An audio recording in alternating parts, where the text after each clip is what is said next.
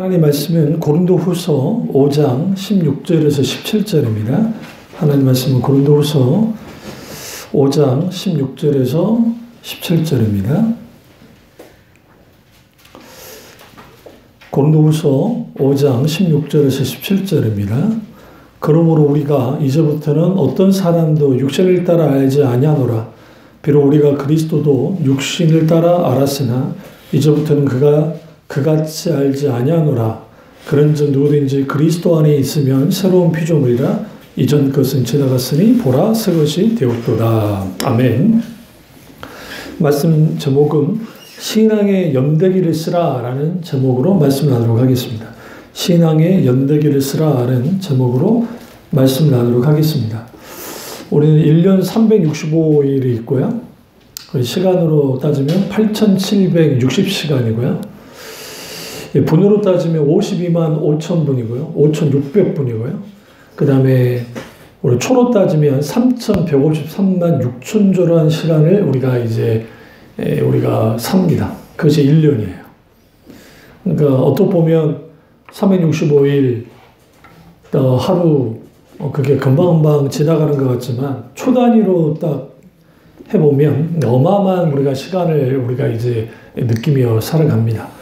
여기서 연대기라는 표현이 뭐냐면요. 그러니까 이거죠. 우리가 나니아 연대기 그 C.S. 루이스와 또 돌킨이 서로 친구인데 서로 이제 소설을 좀 써보자.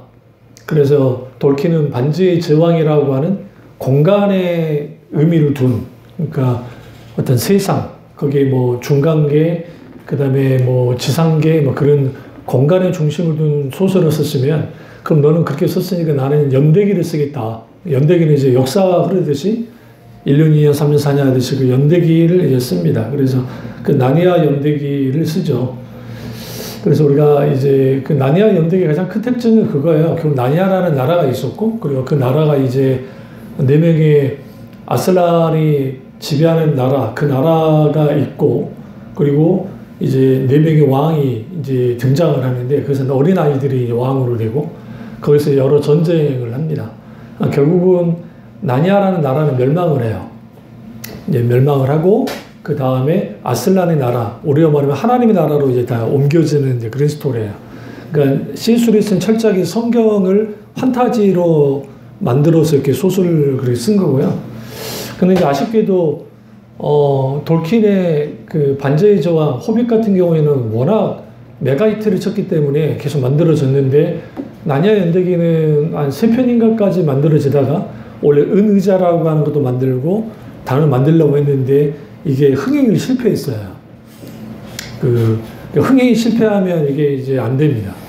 왜냐면 제작사가 돈을 투자를 안 하니까 만들 수가 없으니까 잠정 유보, 그러니까 지금까지 유보로 되어 있는, 아쉬워요. 근데 이제 여기도 이제 소설책이 이따만한 큰 나니아 연대기 책이 있지만, 근데 쭉 읽어보시면, 안 읽어보면 모르는데 처음부터 끝까지 쭉 마녀와 옷장부터 시작해서 쭉 읽어보면 얼마나 C.S. 루이스가 대단한 사람인지 알 수 있어요. 그래서 거기에서 있게 되어지는 그 연대기, 그리스도인들의 연대기, 신앙인의 연대기. 그러면 예수 그리스도를 믿지 않아도 연대기를 쓰는 사람들이 있어요. 그게 뭐냐면 늘 일기를 쓰는 사람들이에요.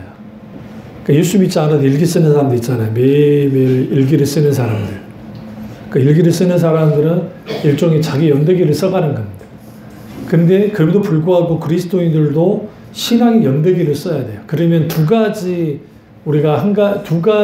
그 인식이 분명하게 있어야 되는데, 하나는 내가 사생애로 살 것인가, 그러니까 사생애적 삶을 살 것인가, 공생애적 삶을 살 것인가를 결정해야 돼요. 그러니까 예수 믿는 사람은 자신의 사생애를 포기하고 공적 생애를 살겠다고 하는 사람들이에요. 근데 문제는 오늘날 이 두 가지를 같이 살겠다니까 문제인 거야.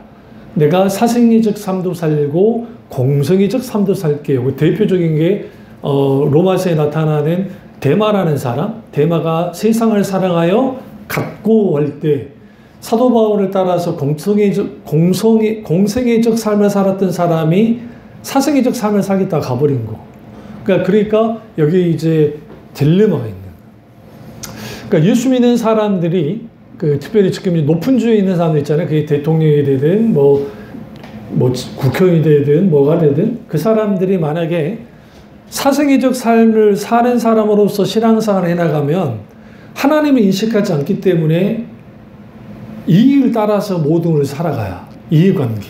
세상은 그런 거니까. 그러니까 내가 이익이 되면 내가 다 하는 것이고 이익이 안 되면 뱉어버리든지 그걸 치워버리면 되잖아요. 근데 만약에 그 사람이 공성애적 삶을 사는 사람이었다라고 하는 좀 상황이 달라져요.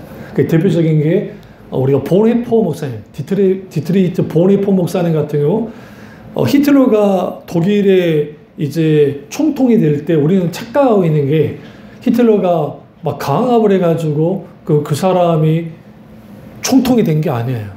투표했어요, 투표. 국민투표해갖고 무려 95%의 지지를 받고 대통령이 됐어요. 총통이. 물론 거기에는 이제 정당을 해체하고 불법 선거가 있긴 있었지만 그래도 어마어마한 지지를 받았어요. 그랬을 때 루터교회, 독일 교회가 그 다음에 독일에 있는 카톨릭이 다 히틀러 편에 섰어요. 이게 굉장히 중요합니다. 히틀러 편에. 그 대신 자유교회라고 하는 독일 안에 있는 개혁교회 목사님들이 반기를 들었단 말이에요. 아니라고. 그러면서 이제 우리 잘 아는 보네포 목사님이 히틀러를 암살하기 위해서 보네포 목사님과 여러 사람들이 그걸 조직하고 있다가 발각이 돼서 이제 게슈타포에서 이제 잡혀가죠. 잡혀가서 거기서 이제 후에 그러니까 우리가 말하면 독일이 항복하기 한 2주 전인가에 총살당하고 돌아가셨어요. 히틀러가 다 죽여라 했거든. 이제 자기들 직거 아는데 반기들은 다 죽여버려라. 그래가지고 다 죽여버렸어요. 그래서 그때 디트르 보네포 목사님도 돌아가셨습니다. 그때 이거죠. 그때 나왔던 문구. 히틀러가 메시아인 거 아세요? 히틀러를 메시아라 그랬다고요. 그 시대가. 교회에서. 그러니까 그는 메시아 같은 존재야. 그는 구원자야. 그러니까 디트르 보네포 목사님 뭐랄까 악마지. 악마가 적그리스도가 가장에서 그렇게 서 있다라고 하면서 이제 거기서 한 거 있죠. 왜 한 거 있을까? 그때 물었어요. 이제 목사님 두렵지 않으세요? 두렵대요. 사형선고를 받았는데 언제 어느 때 어떻게 총살당할지 모르니까 정말 두렵게 떨리는데. 그리고 이런 표현도 있어요. 그분의 일기가 남아 있는데 거기에 나는 꿈 꿀 때마다 사형당하는 꿈을 꾼다. 난 너무 무섭다. 사람들은 착각한다. 나는 무섭지 않다고 생각하는데 그렇지 않다는 거예요. 두렵다. 그러니까 그 두려움 속에서 하나님 앞에 이제 기도하면서 이제 그렇게 있는 거죠. 그럼에도 불구하고 그 속에서 하나님을 깊이 만납니다. 그게 선한 능력으로 하는 찬양이에요. 이게 디트리히트 보네포 목사님이 만드신 이제 작사하신 찬양인데 주 선한 능력으로 안으시네 그 크신 팔로 날 붙드시네 절망 속에도 흔들리지 않고 사랑하는 주 얼굴 구하리 선한 능력으로 일어서리 주만 의지하리 믿음으로 우리 고대 안에 주 오실 그날 영광의 새날을 맞이하리. 이게 보네포 목사님이 작사한 거거든요.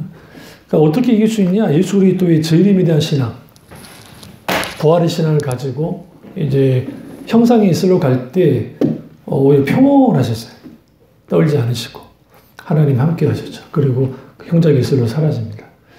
그러니까 우리가 여기서 우리는 신앙의 연대기를 쓰자는 것은 거창하게 내가 보네포 목사님처럼 뭐 대단한 존재가 되라는 건 아니고 내 신앙의 연대기를 써갈 때 거기에 하나님도 같이 써져 내려가는 거야. 하나님과 함께 있던 스토리들이.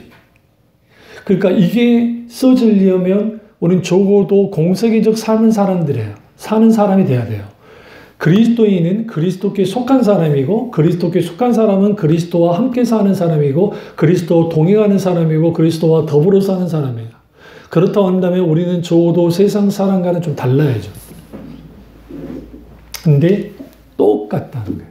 왜 똑같았을까? 그것은 무엇을 적어서 그러냐면 예수님이 공생에 시작하자마자 얼마 안 돼서 했던 말씀에 집중하셔야 돼요. 그러니까 그때 이제 사람들이 예수님 좀 알기 시작하고 따를 때예요. 좀 이제 조금씩 인기가 이제 소문이 나니까 인기가 있게 되어지고 하시니까 그때 예수님이 너희가 나를 따르려거든 자기를 부인하고 자기 십자가를 지고 나를 따를 것이다 라고 말씀하세요. 그러니까 이게 굉장히 충격적이었던 거예요. 왜 충격적이냐면 나는 너희들이 따르기를 원해. 그런데 너희들이 따르려면 조건이 필요해. 이게 두 가지 조건인데 하나는 너희가 self denial, 너희가 자신을 부인해야 돼. 너희가 하나님 앞에 부정돼야 돼. 그리고 또 하나는 자기 십자가를 지고 나 따라와야 돼.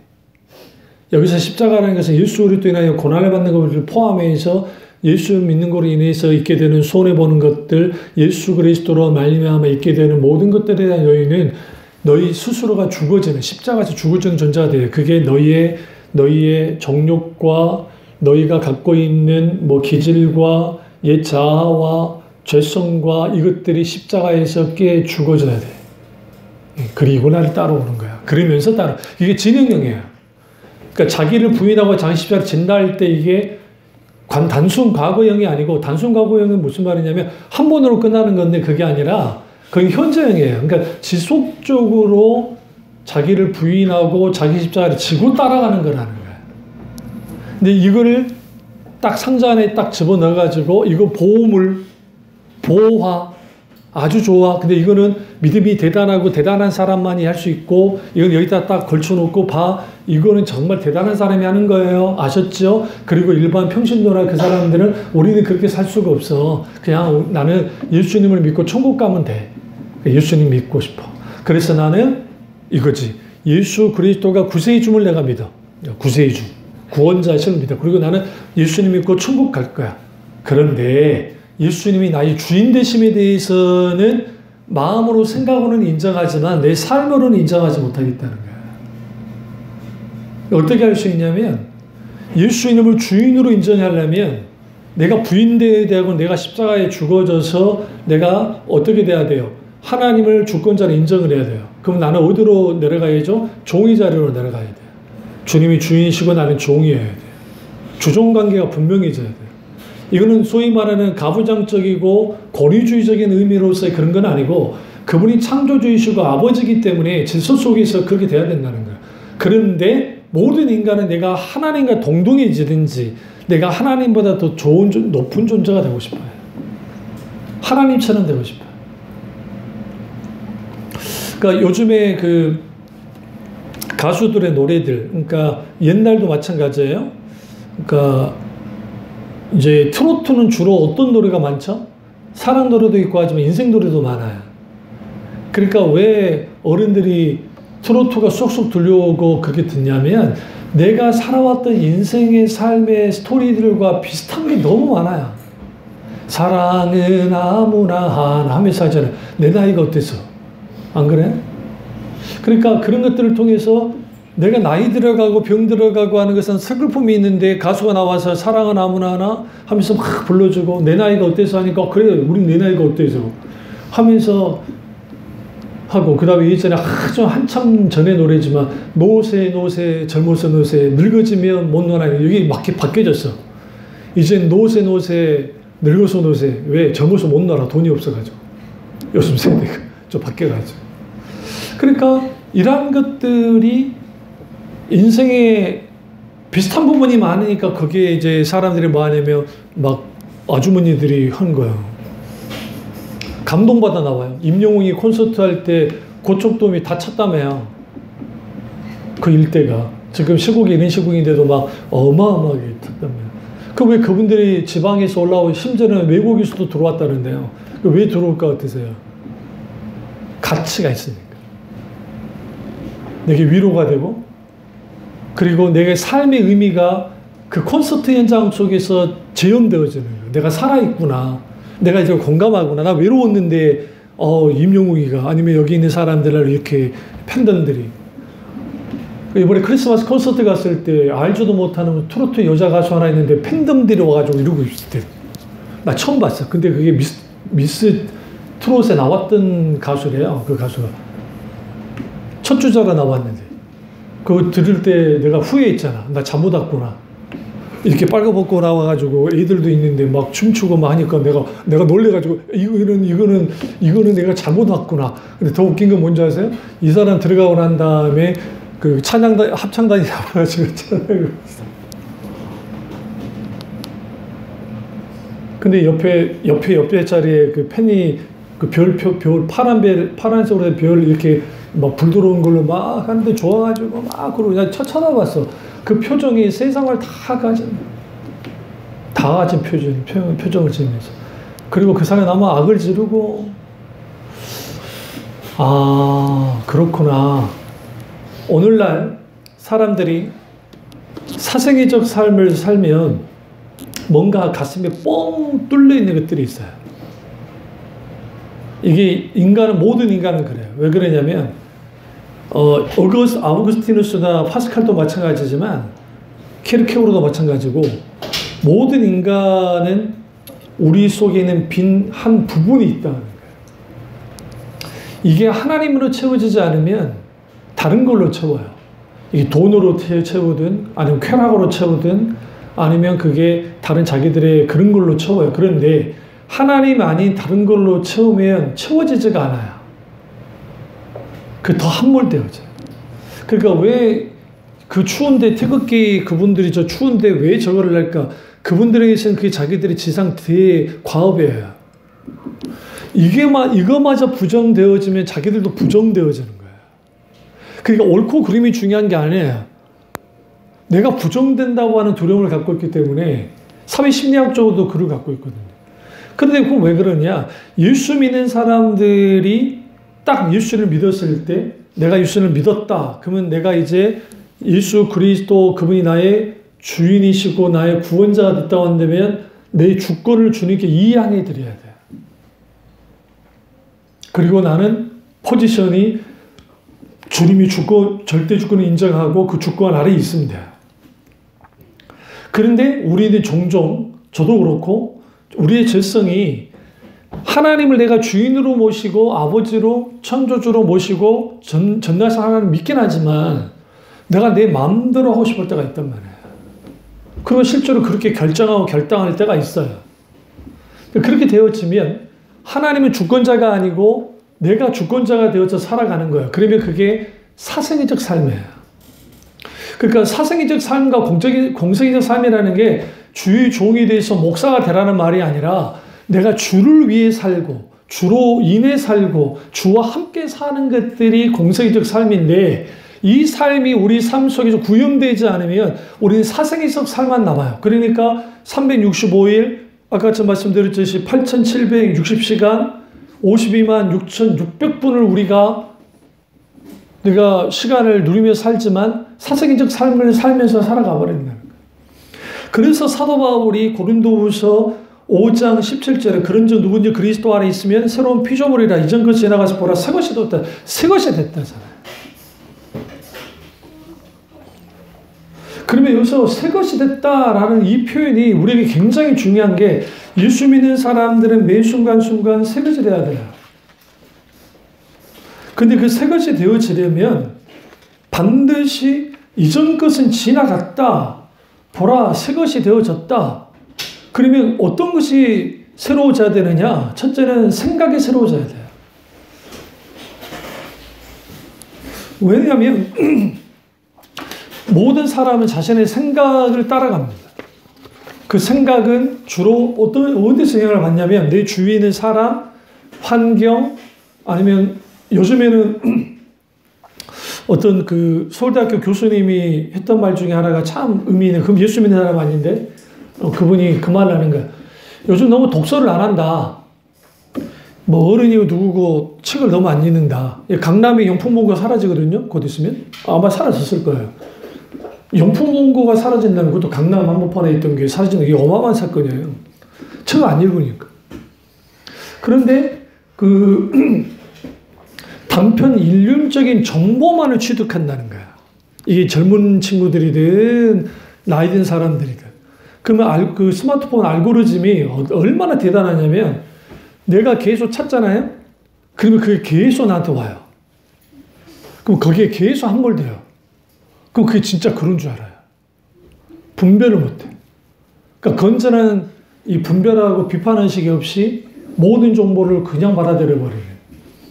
그렇게 되어지면 무슨 일이 벌어지냐면 한쪽 편협적인 사고를 갖게 됩니다. 한쪽으로 치우쳐 있게 돼요. 한쪽으로 치우쳐 있게 되어지면 시선이 왜곡이 되어 있기 때문에 그들이 갖고 있는 신앙이든 사고방식이든 행동이든 이 모든 것들이 왜곡된 채로 갈 수밖에 없어요. 그럼 우리는 여기서 중요한 게 우리의 생각이 새로워져야 된다. 왜? 공생애적 삶을 사는 사람들은 날마다 우리의 생각이, 우리의 마음이, 우리의 이러한 것들이 주님께로 계속 조종되어져야 돼요. 말씀으로 조종을 해야 돼요. 계속적으로. 그러니까 여러분 혹시 스마트폰 포토를 이렇게 어떤 기사를 읽다가 꼭 마지막에 확인해야 될 게 있어요. 그게 뭐냐면 제일 밑에 기사의 출처가 누군지를 확인하셔야 돼요. 그게 경향신문이든 한겨레든 조선이든 동아든 중앙이든 아니면 이 기자가 프리랜서 기자인지 아니면 이게 어떤 기자인지를 봐야 돼요. 이거 안 보고 그냥 무조건 그것만 읽으면 안 돼요. 그러면 우리는 그게 그건 줄 알아. 그런데 그러면 안 돼요. 둘 다 같이 봐야 돼요. 그러니까 그래야 균형 잡히게 딱 볼 수 있어요. 그러니까 우리나라는 좀 아쉬운 게 중도적 입장에서 이렇게 막 해주는 언론사가 없어요.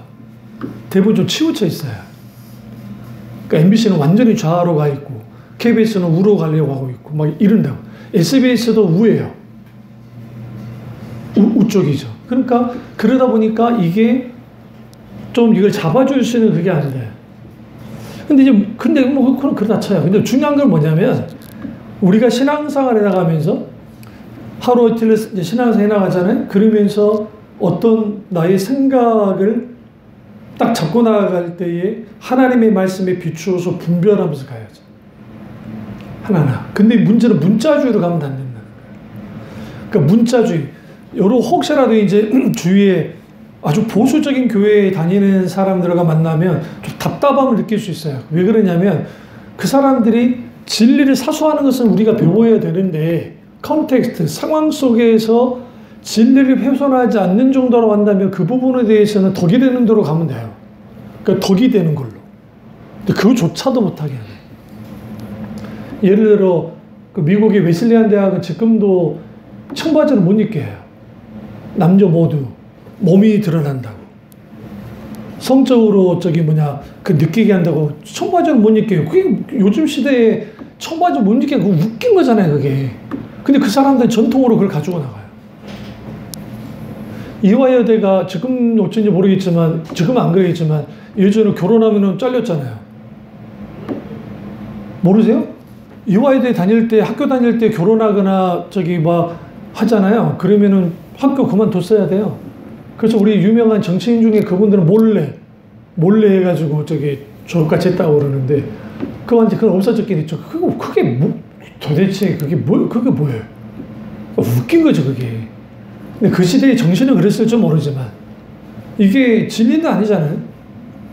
진리가 훼손되지 않는 부분에 있어서는 덕이 되는, 모든 기준은 덕이 되는 거예요. 덕이 되느냐, 안 되느냐. 그것만 따지고 가면 되고. 두 번째는 시각이 새로워져야 돼요. 그러니까 우리가 바로 볼 수 있는 눈이 필요한데, 그러려면 하나님이 우리에게 바로 볼 수 있는 시각을 줘야 되는 겁니다. 말씀을 통해서 보고 하나님의 관점에서 볼 수 있는 눈은 축복입니다. 아주 축복이에요. 너무너무 귀한 거예요. 그러니까 공서기적 삶을 사는 그리스도인들은 생각이 새로워지고 시각이 새로운 사람들이에요. 그러니까 뭔가 좀 달라요. 접근 방식이. 이번에 무한 참사가 있을 때 어떤 분이 500만 원인가 300만 원인가 카드 300만 원인가 미리 선결제해서 유족들 커피 좀 드시라고 그 안에 했는데 그 업주가 200만 원 꿀꺽하고 100만 원만 한 다음에 그랬다며요. 후에 이제 아니, 뭐, 자기는 뭐, 몰라서 일단 막 변명을 하긴 했지만, 그 돈 주면 될 거 아니냐, 막 그랬다는데, 이제 그게 이제 잘 같이 물어봐야, 같이 알아봐야 알겠지만, 그럼 왜 그럴까? 제가 만약에 그 카페 사장이면 그렇게 못할 것 같아. 그 200만 원이 내가 갖고 싶어도,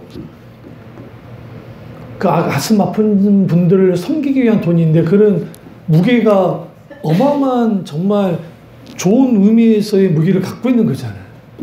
그러면 안 되지. 그러면 내가 좀 힘들다. 내 거라도 좀 더 해가지고 하려는 마음으로 가야 되는데, 자기. 근데 여러분 놀라운 거 이 세상은 이해관계 속에서 모든 게 다 움직여져요. 근데 그게 교회 안에도 그랬고, 이렇게 되어지면 정말 안 되는데, 본의 아니게 그렇게 되어져요. 왜? 모든 인간은 죄성을 갖고 있고, 자기 이익이 우선되는 건 당연한 거예요. 그 자체는 나쁜 게 아니에요. 생존을 위해서도 그렇고. 다만, 탐심으로 갔을 때가 문제예요. 쉽게 말해서 이상하지 않아요? 내 이웃의 것을 탐내지 말아라. 그러니까, 이웃의 아내를 탐내지 말라는 말씀도 있지만, 거기에 이웃의 물건이 뭐든 탐내지 말아라 하면서 왜 그랬을까? 그게 쉽게 말하면 제일 뒤에 나와요. 왜 탐내지 말라 했을까? 기본적으로 인간은 탐심을 갖고 있어요. 그 탐심이 우리에게 뭘 하냐면, 이해관계 속에서 사람을, 기브 앤 테이크로 사람을 대하기 시작하면, 내가 이 정도 했으니까 너는 이렇게 해줘야 돼. 그게 부모와 자식 간의 관계가 그래버리고, 부부 관계가 그렇게 되어져 버리고, 그런 관계가 되어지면 삭막해져요. 그게 하나님과 우리와의 관계도 그렇게 되면 이게 더 심각해져요. 그래서 공생애적 삶을 사는 사람들은 그 시각이 하나님의 관점과 믿음의 관점으로 시각으로 보기 때문에 세상을 좀 달리 봐요. 김유소 목사님이 은퇴하시고 난 다음에 대한민국 교회에 대한 한탄을 하시다가 여러 교회를 이제 집회를 다니시다가 수정을 하셨잖아요. 그래도 한국 교회는 아직도 괜찮다. 왜 그랬을까? 그러니까 너무나 귀한 평신도들이 많다는 거예요.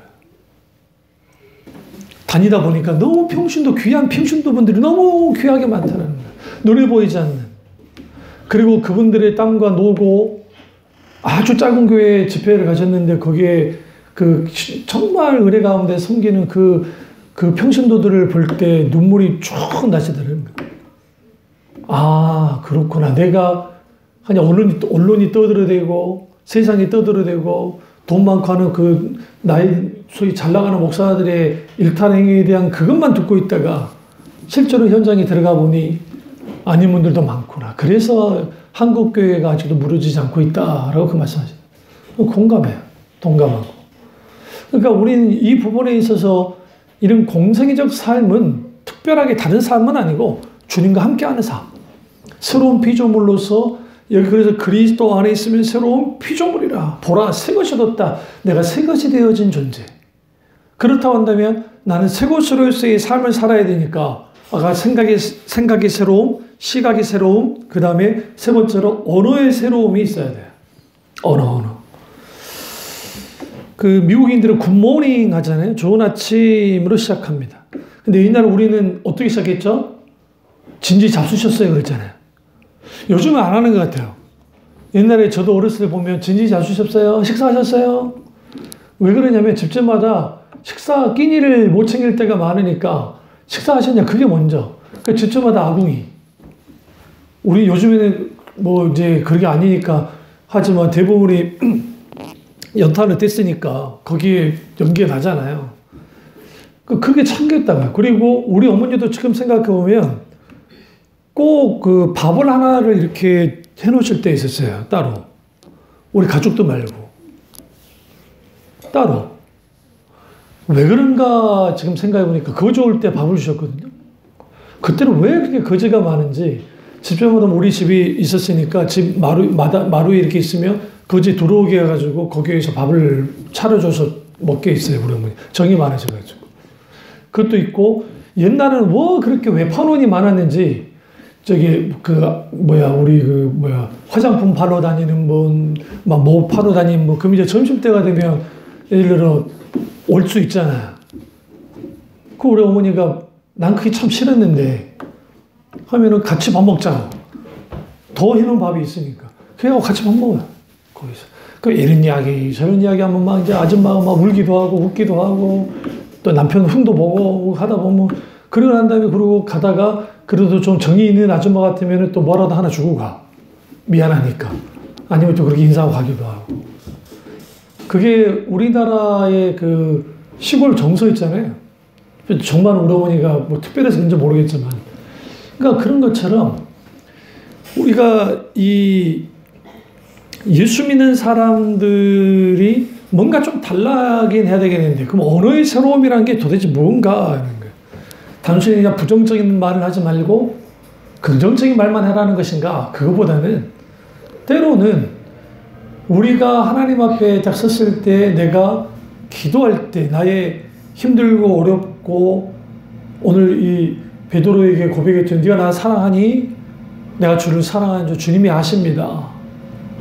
그때 날 부르심에 감사하고 날 놓지 않음에 감사. 이게 우리의 언어가 바뀌어져야 돼. 그러니까 내가 힘들고 어려워. 그런데 주님이 나를 놓지 않으셨어.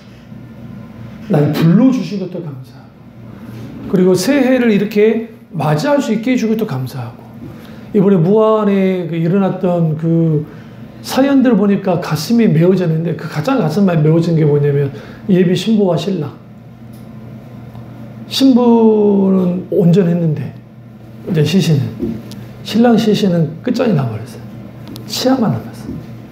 왜 그런가 전문가가 봤더니 초락할 때 끌어안고 적한 거예요. 그러니까 신랑의 몸은 끝나버렸고 신부 몸은 보존됐어요. 얼마나 사랑한 줄 아시죠? 그 신랑이.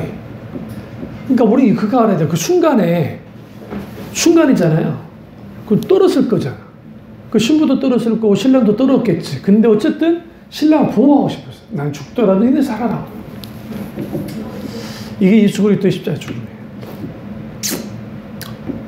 먹먹해지더라고요. 그러니까 우리는 여기에서 예수 그리스도가 그런 분이요. 나는 죽더라도 너희는 살아야 돼.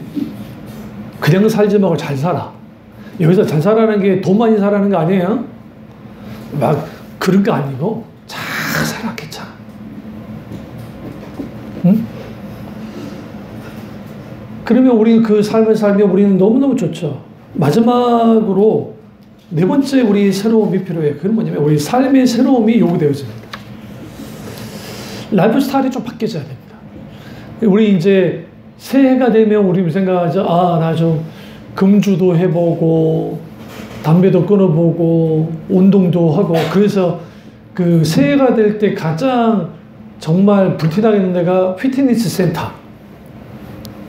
회원가입하십시오 하면서 여기도 막 나눠줘요. 할인해 드릴게. 이 사람들은 막 부려도 돼. 왜? 어차피 운동하러 오는 사람은 그렇게 오래 가지 않는다. 회원이 많이 와도 우리가 꽉꽉 차지 않는데 왜? 몇 번 오다가 안 와요. 근데 왜 운동하려고 그러죠? 아, 이제 좀 새롭게 건강 좀 해봐야지. 그런데 우리는 내가 이전으로 돌아가더라도 순간순간 내 삶을 계속적으로 점검하고 그 삶을 뭐 할 필요가 있냐면 새롭게 할 필요가 있어요. 어떻게 새롭게 합니까? 주님과 함께. 요즘 그래서 보지 못했던 것들에 대한 많이 보게 돼요. 왜냐하면 이제 저희는 거의 저녁에 다녔던 사람이 아니잖아요. 대부분 저는 주로 집에 있었던 사람이고, 이제 피치 못해서 우리 사모라 좀 늦어졌을 때 그 노을, 그러니까 저녁 노을이 이렇게 딱 하면서 그 질 때 한강변에 그 노들섬 건너편에 그쪽으로 노을, 이제 내가 이제 병원에서 봤을 때 그 노을과 또 버스 상태에서의 노을이 정말 달라요. 내가 진짜 가르치죠. 좀 탁 보면 거기서 얼이 확 진짜 예쁘다. 그러니까 우리는 좀 고개를 들어서 빌딩 숲에 살지만 좀 하늘을 좀 쳐다볼 필요가 있어요. 응?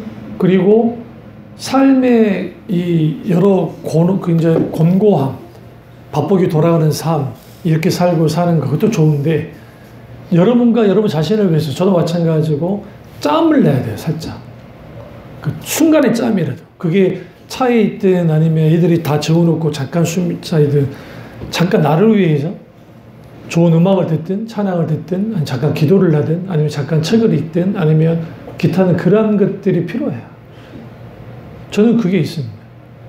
그래서 살짝 우리 저 옆에 사모 자면 이제 새벽쯤 되면 내가 듣고 싶어하고 하는 그런 것들을 살짝 틀어서 내 귀에 두면서 듣거든요.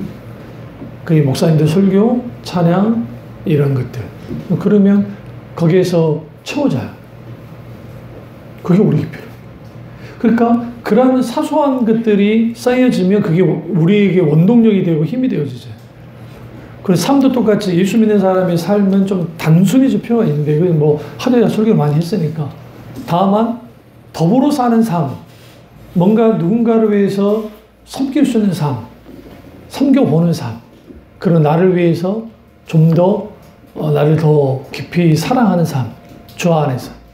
그랬을 때 우리 뭐 하느냐, 이 금년 새해 신앙 연대기를 이제 쓰게 내려갈 텐데 다음 주에는 구체적으로 어떤 식의 연대기를 써가야 될 것인가 이 부분을 나누도록 하겠습니다. 기도하겠습니다. 예, 기도하실 때 오늘 이 말씀이 나의 말씀이자